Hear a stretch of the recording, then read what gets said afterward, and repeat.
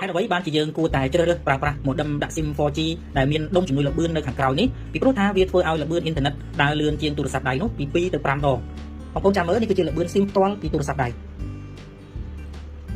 បាទអញ្ចឹងគឺវាដើរបានតែ3 4 5មេក្រោម10មេគឺប្រើបានប៉ុន្តែអត់លឿនទេអូខេឥឡូវគឺយើងបដូរពីការប្រើ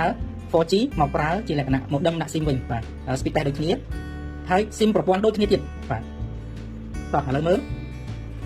បាទលឿន modem ដាក់ SIM របស់យើងបាទគឺឡើងដល់80មេបងប្អូនបើសិនជាអូសមើលទៅតាក់អាហ្នឹងគឺអត់លឿនទេប៉ុន្តែបងអូសទៅល្អិលប្រល់ហ្នឹងន័យថាលឿនហើយតើស្រីដាំមករងចាំបងងូតមួយកន់តែងស្រូតឡាំងងូតយកថ្ងៃពេលខែរងងា